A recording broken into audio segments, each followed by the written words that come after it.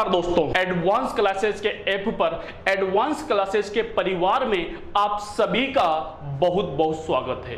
दोस्तों, मैं हूं इमरान खान, राजस्थान की कला व संस्कृति के महत्वपूर्ण टॉपिकों को लेकर लगातार आपके सामने आ रहा हूं और आज भी दोस्तों राजस्थान के महत्वपूर्ण टॉपिक के बारे में चर्चा करने के लिए एडवांस क्लासेस की तरफ से आपके सामने आया हूं। तो दोस्तों, अपना जो टॉपिक चल रहा था वो चल रहा था राजस्थान के संस्कार एवं रीति रिवाज। राजस्थान के संस्कारों एवं रीति रिवाजों की बात कर रहे थे, तो उसके अंदर दोस्तों अपन ने संस्कार जो 16 संस्कार है उनको पढ़ लिया था। उसके बाद दोस्तों रीति रिवाजों पर चर्चा की थी, तो दोस्तों अपन ने विवाह से संबंधित संस्कार पढ़ लिए थे। विवाह से संबंधित रीति रिवाजों के बारे में अपन ने चर्चा कर ली थी। तो दोस्तों आज अपन जो बात करेंगे वो बात काहे की करेंगे? सर जन्म छूटा हुआ है, सर मृत्यु छूटी हुई है, तो जन्म और मृत्यु की आज अपन बात करते हैं। तो दोस्तों बात करते हैं अपन जन्म से संबंधित। तो देखिए दोस्तों, सेकंड नंबर बात करेंगे अपन। सेकंड नंबर बात करते हैं जन्म से संबंधित। जन्म से संबंधित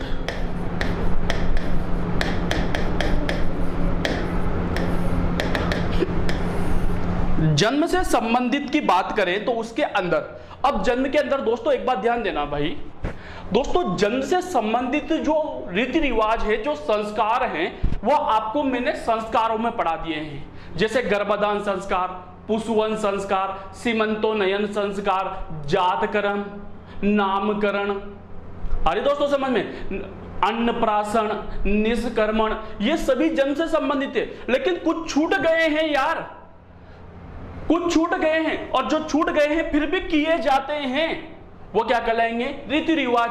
तो उनको अपन यहां पढ़ेंगे, ज्यादा नहीं दोस्तों, 4-5 ही है, उनको ध्यान से देख लीजिए। नंबर एक है दोस्तों आपके छठ पूजा। होता है छठ पूजन आपके घर पे? छठ पूजन। अब छठ पूजन क्या होता है सर? होता तो है, लेकिन होता क्या है सर ये?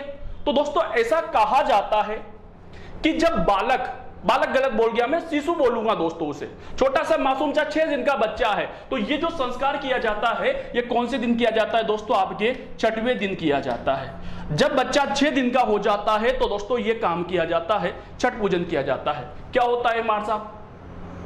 छठ पूजन। तो दोस्तों ऐसा कहा जाता है कि जब बच्चा 6 दिन का हो जाता है तो विधाता स्वयं घर पर आते हैं। जिस घर के अंदर किसी बच्चे का, किसी बच्ची का जन्म हुआ है दोस्तों, वहां पर आते हैं और आकर के उस शिशु का भाग्य लिख कर जाते हैं। जो शिशु का भाग्य लिखाई में आता है कि ये बड़ा होकर क्या बनेगा, तो जो भाग्य लिखाई में आता है ना दोस्तों, वह कौन से दिन लिखाई में आता है? 6ठे दिन आ जाता है। तो दोस्तों आप सभी का भाग्य, मेरा भी, अपन सभी का भाग्य किदवंती, ऐसा कहा जाता है कि दोस्तों अपन सभी का भाग्य जो लिखाई में आ गया था वो दोस्तों कौन से दिन लिखाई में आ गया था? 6वें दिन लिखाई में आ गया था।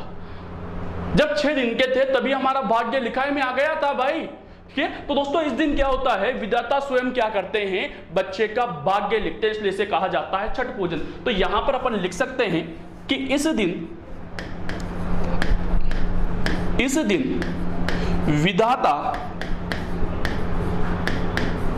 विधाता शिशु लिखूंगा मैं कि छोटा सा बच्चा है भाई, शिशु का भाग्य लिखते हैं।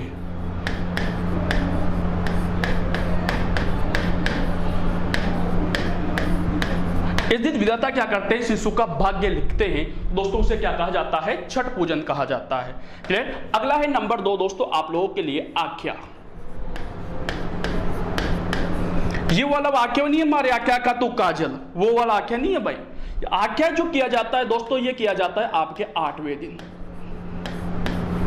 यानी जब बच्चा 8 दिन का हो जाता है तो आख्या किया जाता है। अब आख्या क्या होता है वो भी समझ लीजिए कि दोस्तों जब बच्चा 8 दिन का हो जाता है तो परिवार की महिलाओं के द्वारा, बहन हुई, बुआ हुई, तो उसके द्वारा दोस्तों उस बच्चे को स्वास्तिक का चिन्ह भेंट किया जाता है। कहेगा दोस्तों, स्वास्तिक का चिन्ह भेंट किया जाता है, जिसे क्या कहा जाता है? आख्या कहा जाता है। तो दोस्तों देख देना क्या होता है कि इस दिन परिवार की बालिकाओं के द्वारा, बालिका कहूंगा मैं, परिवार की बालिकाओं के द्वारा, परिवार की बालिकाओं के द्वारा शिशु को क्या दिया जाता है दोस्तों? स्वास्तिक का चिन्ह दिया जाता है, का चिन्ह भेंट किया जाता है।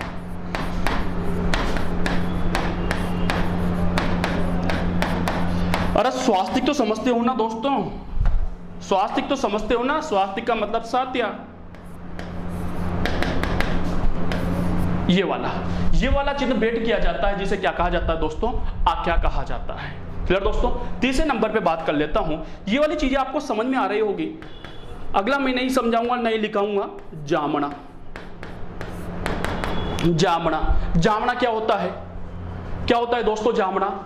जामना क्या होगा कि गर्भवती महिला को, सॉरी, प्रसूता महिला को, गर्भवती अलग होती है, प्रसूता अलग होती है। गर्भवती जिसने अभी तक अपने किसी बच्चे को जन्म नहीं दिया है, लेकिन उसके गर्भ में शिशु है, तो दोस्तों उसे गर्भवती कहा जाता है। जिसने किसी के बच्चे को जन्म दे दिया है दोस्तों, उसे प्रसूता कहा जाता है। तो प्रसूता महिला कहूंगा मैं कि प्रसूता महिला को उसके पेहर पक्ष के लोगों के द्वारा शिशु के लिए मिठाइयां लाई जाती है, खिलौने लाए जाते हैं, कपड़े लाए जाते हैं, आभूषण लाए जाते हैं दोस्तों, उसे क्या कहा जाता है?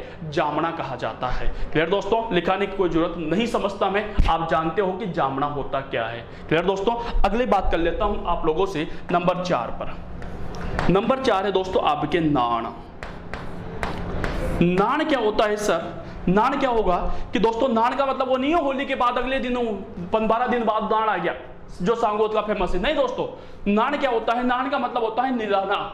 तो दोस्तों, जब कोई महिला किसी बच्चे को जन्म देती है, जो महिला प्रसूता होती है दोस्तों, वह अपवित्र होती है। याद हो तो आप लोगों को उसे घर के अंदर एंटर या रसोई के अंदर एंटर नहीं होने दिया जाता, उसके लिए बर्तन अलग से रखे जाते हैं। तो दोस्तों, उस महिला को पवित्र करने के लिए जच्चे व बच्चे को पहली बार स्नान करवाया जाता है।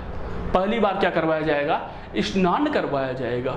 वो जो स्नान करवाया जाता है दोस्तों, उसे क्या कहा जाता है? नान कहा जाता है। तो नान क्या होता है कि जच्चे व बच्चे को, जच्चे समझ गए ना? जिस महिला ने किसी बच्चे को जन्म दिया उसे जच्चा कहा जाता है। जच्चे व बच्चे को पहली बार स्नान करवाना। जच्चे व बच्चे को पहली बार स्नान करवाना क्या कहलाता है? नान कहलाता है बेटा। क्लियर दोस्तों? अगला है लास्ट आप लोगों के लिए आज जन्म से संबंधित में अगला है, लास्ट है दोस्तों आपका दूध संस्कार। दूध, अब दूध क्या होता है दोस्तों वो भी समझ लीजिए आप। दूध क्या होता है कि दोस्तों, बच्चे की जो पहली होली होती है, शिशु की जो पहली होली होती है ना, वो उसके ननिहाल पक्ष के लोगों के द्वारा मनाई जाती है। शिशु की जो पहली होली होगी ना, वो उसके ननिहाल पक्ष के लोगों के द्वारा मनाई जाती है। तो उस होली के अवसर पर शिशु के लिए मिठाइयाँ भेजी जाती है, खिलौने भेजे जाते हैं, कपड़े भेजे जाते हैं, साथ में दोस्तों होली का रंग भेजा जाता है। तो ये जो संस्कार होता है, ये जो रिवाज होता है, इसे क्या कहा जाता है? दूध कहा जाता है। ठीक है दोस्तों? तो क्या होगा दूध कि होली पर शिशु के ननिहाल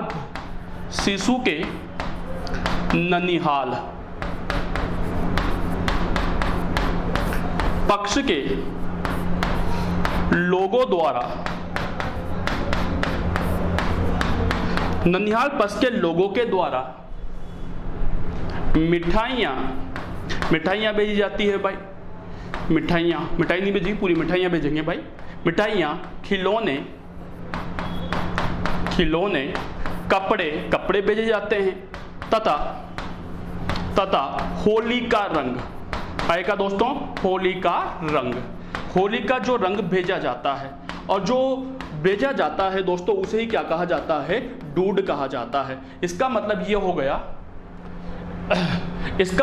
हो गया कि शिशु की जो पहली होली होती है, वो उसके ननिहाल पक्ष के लोगों के द्वारा मनाई जाती है। तो वापस देखिए, छठ पूजन 6वें दिन, दोबारा रिपीट कर रहा हूं, छठ पूजन 6वें दिन। इस दिन क्या होगा कि विधाता स्वयं बच्चे का भाग्य लिखेंगे, उसके बाद आएगा आख्या 8वें दिन। इस दिन क्या होगा, आख्या में क्या होगा कि दोस्तों परिवार की जो बालिकाएं होगी वो क्या करेगी, बालक को स्वास्तिक का चिन्ह, जिसे आप लोग सात्या बोलते हो, स्वास्तिक का चिन्ह भेंट करेगी, जिसे क्या कहा जाएगा, आख्या कहा जाएगा। अगला है दोस्तों जामना, यानी बच्चे के ननिहाल पक्ष के लोगों के द्वारा, शिशु के ननिहाल पक्ष के लोगों के द्वारा शिशु के लिए मिठाइयाँ, खिलौने, कपड़े, आभूषण आदि लाना क्या कहलाता है, जामना कहलाता है।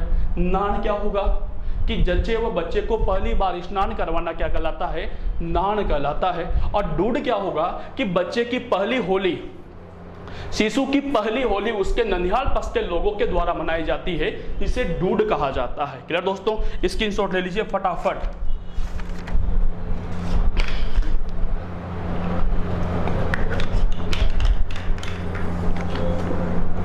चलिए दोस्तों, तो ये था जन्म से संबंधित। अब नंबर 2 पर बात करते हैं सर, अपन नंबर 3 पर बात कर लेते हैं। तो नंबर 3 आ जाता है आपके पास मृत्यु। मृत्यु से संबंधित, मृत्यु से संबंधित रीति रिवाज।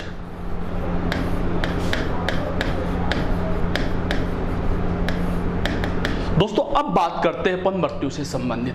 मृत्यु जब किसी परिवार में किसी का देहांत हो जाता है तो वहां पर कौन कौन से रीति रिवाज संपन्न करवाए जाते हैं, कौन कौन से रिवाज होते हैं, उनके बारे में चर्चा करते हैं। तो दोस्तों एक एक को उठाते हैं। तो नंबर 1 ध्यान दीजिएगा, नंबर 1 होता है दोस्तों बैकुंठी।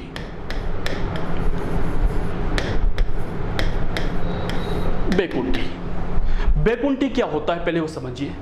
बैकुंठी क्या होता है, इसी बैकुंठी को दोस्तों अर्थी भी कहा जाता है।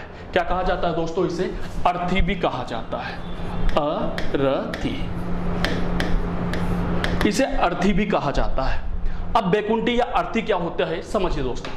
यह लकड़ी की बनी हुई मर्तशैया होती है जिस पर लेटाकर मृतक व्यक्ति को घर से शमशान तक ले जाया जाता है। जिस पर लेटाकर मृतक व्यक्ति को घर से शमशान तक ले जाया जाता है दोस्तों, उसे क्या कहा जाता है, बैकुंठी या अर्थी कहा जाता है। तो देखिए आप लोग लिख के नोट्स कंप्लीट करते हैं अपन। तो यह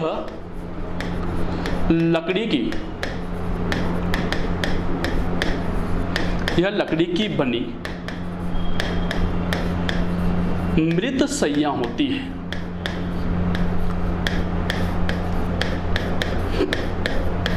मृत शैया होती है जिस पर लेटाकर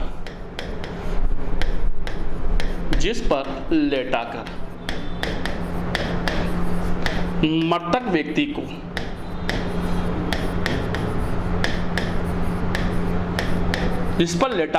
व्यक्ति को कहां ले जाया जाता है दोस्तों, शमशान ले जाया जाता है, शमशान ले जाया जाता है। तो दोस्तों ऐसी लकड़ी की मर्तशैया जिस पर लेटाकर मृतक व्यक्ति को घर से शमशान तक ले जाया जाता है दोस्तों, उसे क्या कहा जाता है, बैकुंठी कहा जाता है। दूसरे नंबर पर एक और आता है मेरे पास, और दूसरे नंबर पे आता है दोस्तों आपके कांदिया।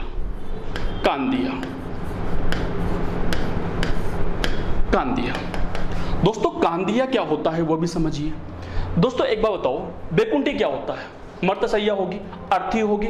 अब एक बार बताओ, अर्थी को शमशान तक ले जाएंगे, कितने व्यक्ति ले जाएंगे, कितने व्यक्ति कंधा देंगे, अरे बता दो कितने व्यक्ति कंधा देंगे, 4 व्यक्ति। कितने व्यक्ति दोस्तों, 4 व्यक्ति। तो जो 4 व्यक्ति कंधा देखकर उस अर्थी को घर से शमशान तक ले गए थे, उन चारों व्यक्तियों को क्या कहा जाता है, कांगिया कहा जाता है। तो कांगिया क्या गया, समझ में आ गया, कंधा देने वाले व्यक्ति। तो मृतक व्यक्ति की अर्थी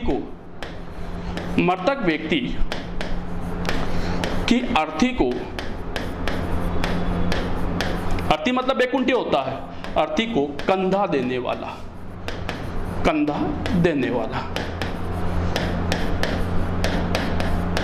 मृतक व्यक्ति के अर्थी को कंधा देने वाला क्या कहलाता है दोस्तों, कांदिया कहलाता है। क्लियर दोस्तों। अगला है दोस्तों आप लोगों के पास तीसरे नंबर पे, समझ में आ रहा है ना ये चीजें। नंबर तीसरे पे आता है दोस्तों आपके बखेर। बहुत इजी चीजें हैं दोस्तों, इसलिए ज्यादा प्रॉब्लम नहीं आ रही मेरे को भी आपको समझाने में। बखेर क्या होता है समझना, जब मृतक व्यक्ति की अर्थी को घर से शमशान तक ले जाया जाता है घर से शमशान तक ले जाया जाता है तो रास्ते में दोस्तों पैसे फेंके जाते हैं, चिल्लर फेंके जाते हैं, खुले पैसे फेंके जाते हैं। तो वो जो पैसे फेंके जाते हैं ना दोस्तों, उन पैसों को फेंकने की जो रस्म है दोस्तों, उसे क्या कहा जाता है? बखेर कहा जाता है। क्लियर दोस्तों? तो क्या होगा दोस्तों कि मृतक व्यक्ति की अर्थी को घर से शमशान तक ले जाए जाते समय रास्ते में जो पैसे फेंके जाते हैं दोस्तों, उन्हें क्या कहा जाता है? बखेर कहा जाता है। तो दोस्तों क्या होगा, देखिए, अर्थी के साथ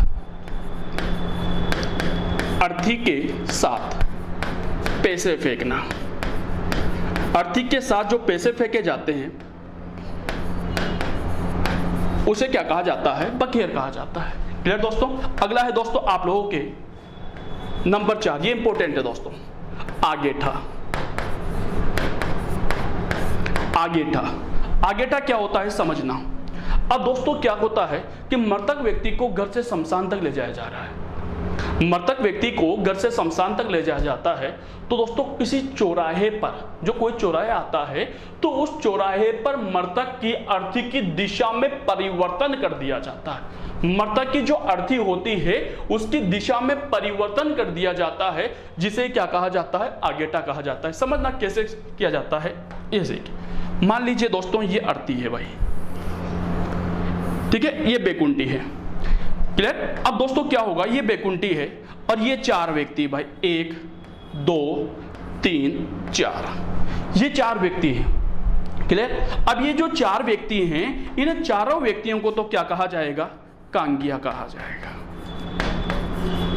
कंधा देने वाले क्या कहलाएंगे? कांगिया कहलाएंगे। ये लो कांगिया, 4 व्यक्ति हो गए।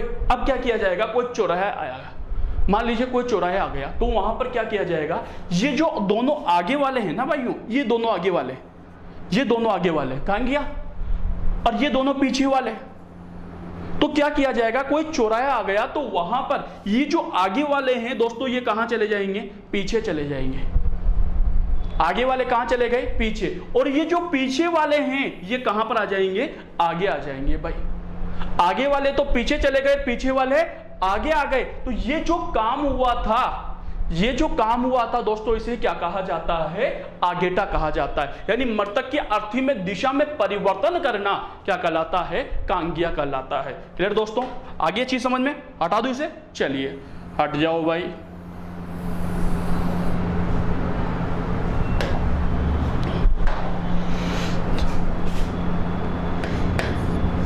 ठीक है, चलिए अब बताइए आगेटा क्या होगा कि मृतक की अर्थी की दिशा में परिवर्तन करना, अर्थी की दिशा में परिवर्तन करना। परिवर्तन कैसे किया जाता है समझ में आ गया होगा। आगे वाले पीछे आ जाएंगे, पीछे वाले आगे चल जाएंगे दोस्तों। क्लियर दोस्तों? अगला है दोस्तों नंबर 5। नंबर 5 आपके सामने आता है दोस्तों पिंडदान। पिंडदान दोस्तों, ये जो पिंडदान होता है ना, यह व्यक्ति का आखिरी दान होता है भाई। व्यक्ति का क्या माना जाता है? व्यक्ति का अपने हाथों से, समझना दोस्तों, मैंने एक शब्द लिखा है अपने हाथों से आखिरी दान होता है। हालांकि आखिरी दान पिंडदानों से भी कहा जाता है जो हरिद्वार में करते हैं भाई। समझना दोस्तों, आखिरी दान होता है। अभी समझाता हूं मैं दोस्तों। जो हरिद्वार में दान किया जाता है वो भी आखिरी दान माना जाता है, लेकिन दोस्तों वहां मृतक अपने हाथों से नहीं करता, व्यक्ति अपने हाथों से नहीं करता है, उसके परिवार वाले उसके नाम से दान करते हैं। लेकिन यहां पर दोस्तों ध्यान दीजिएगा, यहां पर व्यक्ति अपने हाथों से दान करता है। अब कैसे दान करेगा मार साहब? वो तो मर चुका है, मरने वाला कैसे दान करेगा सर? तो देखना दोस्तों क्या किया जाता है कि जब मृतक व्यक्ति को घर से शमशान तक ले जाया जाता है तो एक आटे का लोया बनाकर, आटे का लोया समझते हो ना, आटे का लोया बनाकर दोस्तों उसके हाथों के यहां पर रख दिया जाता है। उसके हाथों के यहां पर रख दिया जाता है। उसे दोस्तों मृतक व्यक्ति के साथ साथ ले जाया जाता है, अर्थी के साथ साथ ले जाया जाता है। रास्ते में अगर कोई जानवर मिल जाता है, जैसे कोई गाय मिल गई, इंपोर्टेंसी गाय को दी जाती है। अगर गाय मिल गई तो रास्ते में उसे खिला दिया जाता है। अगर नहीं मिली बाई चांस, मान लीजिए कोई जानवर ही नहीं मिला भाई, तो क्या किया जाएगा, उसे शमशान तक ले जाया जाएगा और दोस्तों उसे कोने में रख दिया जाएगा ताकि कोई जानवर उसे खा ले। तो मृतक के हाथों में रखा था तो वो मृतक के व्यक्ति के हाथों से किया हुआ अंतिम दान माना जाता है। ले दोस्तों, तो यहां पर समझना दोस्तों, यहां पर आपसे मैं पूछूं, दोनों पिंडदान है, लेकिन दोस्तों एक पिंडदान क्या होगा कि मृतक अपने हाथों से यहां पर आखिरी दान कर रहा है तो यह पिंडदान है, और एक दान आखिरी दान वो भी माना जाता है जो हरिद्वार के अंदर किया जाता है। लेकिन मृतक वहां पर अपने हाथों से नहीं करता सर, वहां पर मृतक जो है वो अपने व्यक्ति, मृतक नहीं कहूंगा सॉरी, मैं व्यक्ति कहूंगा, व्यक्ति अपने हाथों से नहीं करता है, वहां पर उसके परिवार वाले करते हैं, लेकिन यहां पर उसके हाथों से करवाया जाता है। इसलिए दोस्तों यहां पर मैंने एक शब्द लिखा है, अपने हाथों से किया हुआ आखिरी दान। आगे भाई समझ में दोनों चीजें क्लियर दोस्तों, दोनों पिंडदान है, दोनों आखिरी दान है, लेकिन यहां पर हाथों से किया हुआ आखिरी दान है। क्लियर दोस्तों, अगला आ जाइए नंबर 6। अब दान भी हो गया तो नंबर 6 अंत्येष्टि। अंत्येष्टि कह दूं या मैं कह दूं दाह संस्कार। अब उसको शमशान पर ले जाकर दोस्तों उसे क्या है, अग्नि के साथ उसका क्या कर दिया जाएगा, दाह संस्कार कर दिया जाएगा। क्लियर दोस्तों, यहां तक किसी को कोई प्रॉब्लम? बैकुंठी जो अर्थी होती है, जो लकड़ी की बनी होती है दोस्तों, उसे बैकुंठी कहा जाता है। कांगिया, मृतक व्यक्ति को घर से शमशान तक ले जाने वाले व्यक्ति को कांगिया कहा जाता है। बखेर, रास्ते में जो पैसे फेंके जाते दोस्तों उसे बखेर कहा जाता है। आगेठा, मृतक व्यक्ति की किसी चौराहे पर दिशा चेंज करना, मृतक की अर्थी की दिशा में परिवर्तन करना आगेटा कहलाता है। पिंडदान, व्यक्ति से हाथों से किया हुआ अंतिम दान होता है, और अंत्येष्टि या दाह संस्कार उसका अंतिम संस्कार होता है। क्लियर दोस्तों, अगला नंबर 7 देखिए, अभी बहुत सारे हैं। नंबर 7 है दोस्तों आपके फूल चुनना।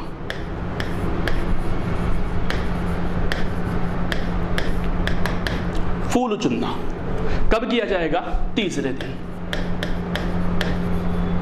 जब मृतक व्यक्ति को 3 दिन हो जाते हैं तो यह संस्कार किया जाता है, यह रिवाज किया जाता है।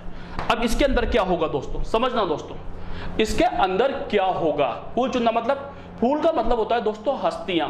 मृतक व्यक्ति की जो अस्थियां होती है ना दोस्तों, उसे फूल कहा जाता है।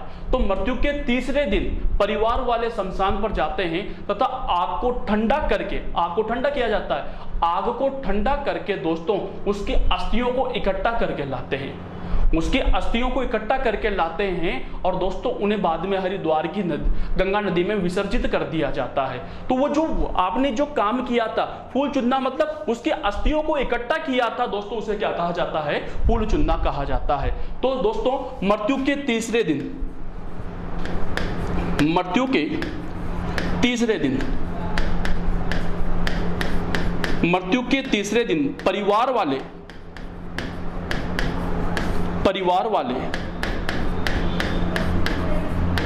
शमशान पर जाकर मृतक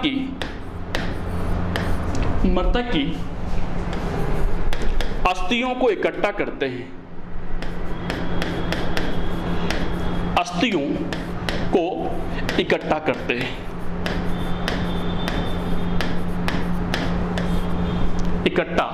हैं, जिन्हें बाद में क्या किया जाता है, गंगा नदी में विसर्जित कर दिया जाता है। फिर दोस्तों उसे क्या कहा जाता है, फूल चुनना कहा जाता है।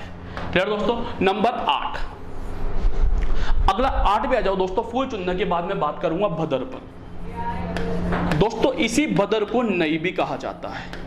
नई का मतलब हो गया 90 दिन, 90 दिन। तो इसका मतलब ये कब किया जाएगा दोस्तों, 90 दिन किया जाएगा, बदर या नई। तो दोस्तों इसके अंतर्गत क्या होगा कि परिवार के जो लोग हैं ना, परिवार के जो लोग होते हैं उनके दोस्तों दाढ़ी मूछें तथा बाल कटवाई जाती है। अगर किसी के परिवार में किसी का देहांत हो जाता है तो उस परिवार के लोगों के द्वारा दोस्तों अपनी दाढ़ी मूछें और बाल कटवाए जाते हैं, जिन्हें क्या कहा जाता है, बदर या नई कहा जाता है। तो लिख सकते हैं अपन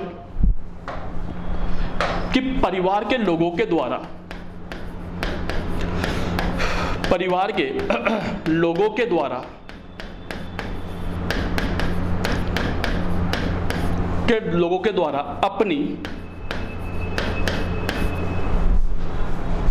अपनी दाढ़ी, मूछे तथा बाल कटवाना।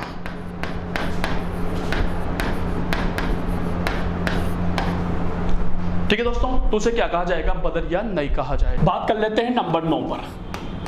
दोस्तों नंबर 9 पर बात करें अपन तो अगला है आपका सातरवाड़ा। क्या आएगा दोस्तों, सातरवाड़ा।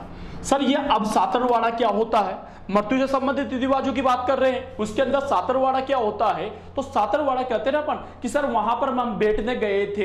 क्या होता है बैठना जाना यार, तो दोस्तों अपन बैठने नहीं गए थे बेटा, वहां पर उनके मृतक व्यक्ति के जो परिवार वाले हैं उनको ना सांत्वना देने गए थे। तो मृतक व्यक्ति के परिवार वालों को जो सांत्वना दी जाती है, मृतक व्यक्ति के परिवार वालों को, दोबारा सुनना, मृतक व्यक्ति के परिवार वालों को जो सांत्वना दी जाती है दोस्तों, उसे क्या कहा जाता है, सातरवाड़ा कहा जाता है। तो अपन लिख सकते हैं दोस्तों, क्या लिख सकते हैं कि मृतक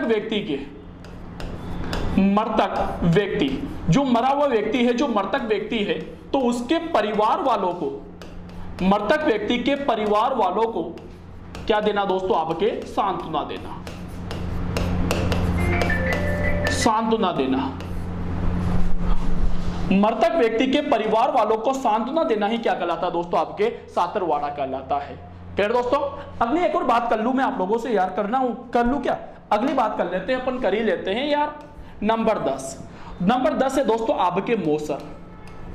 दोस्तों ये जो मोसर है ना बेटा, इसे आपके ओसर भी कहा जाता है भाई। मोसर को ही क्या कहा जाएगा, ओसर भी कहा जाएगा। तो मोसर या ओसर क्या होगा दोस्तों यार, सर ये मोसर या ओसर क्या होता है कि अगर दोस्तों नाम सुना होगा आप लोगों ने मृत्युभोज, मृत्युभोज का नाम तो सुना होगा, कब किया जाता है बेटा, ये 12वें दिन। तो मृत्यु के 12वें दिन जो मृत्युभोज किया जाता है बेटा, उसे क्या कहा जाता है, मोसर कहा जाता है। तो 12वें दिन मृत्युभोज करना, मृत्युभोज करना, 12वें दिन जो मृत्युभोज किया जाता है, 12वें दिन जो मृत्युभोज किया जाता है दोस्तों, उसे क्या कहा जाता है, मोसर कहा जाता है। उसे बेटा आपके ओसर भी कहा जाता है। तो मोसर और ओसर क्या होता है दोस्तों कि 12वें दिन मृतक व्यक्ति का मृत्युभोज देना क्या कहलाता है, मोसर कहलाता है। क्लियर। अगली बात कर लेता हूं, और दोस्तों अगली और लास्ट बात करूं मैं आप लोगों से नंबर 11 पे। ये थोड़ा मोस्ट बेटा, इसको थोड़ा अच्छी तरह देख लेना, और वो है दोस्तों आपका जोसर। अगला क्या होता है बेटा, वो आपका जोसर। जोसर क्या होगा दोस्तों, मोसर मरे हुए व्यक्ति का मृत्युभोज करना। लेकिन दोस्तों अगर किसी व्यक्ति का जीते जी मृत्युभोज कर दिया जाए भाई, अगर कोई व्यक्ति जिंदा है और जिंदा होने के बावजूद बेटा उसका मृत्युभोज कर दिया जाए, तो दोस्तों उसे क्या कहा जाता है, जोसर कहा जाता है। तो जीवित व्यक्ति का, कौन से व्यक्ति का बेटा, जीवित व्यक्ति का, जीवित व्यक्ति का मृत्युभोज करना, जीवित व्यक्ति का मृत्युभोज करना क्या कहलाता है, मृत्युभोज करना। जीवित व्यक्ति का मृत्युभोज करना क्या कहलाता है दोस्तों, आपके जोसर कहलाता है। वापस समझना, अगर मरे हुए व्यक्ति का मृत्युभोज करोगे तो मोसर कहलाएगा, और जीते जी व्यक्ति का मृत्युभोज कर दिया जाएगा तो बेटा वो क्या कहलाएगा, जोसर कहलाएगा। अब आपको कैसे यहां से क्वेश्चन बनता है भाई, कंफ्यूज होते हैं बच्चे, सर क्या करें, तो कुछ नहीं करना बेटा, ये याद रखना है, म और ज याद रखना है, म और ज याद रखना है। म का मतलब मृत्यु, ज का मतलब जीवित।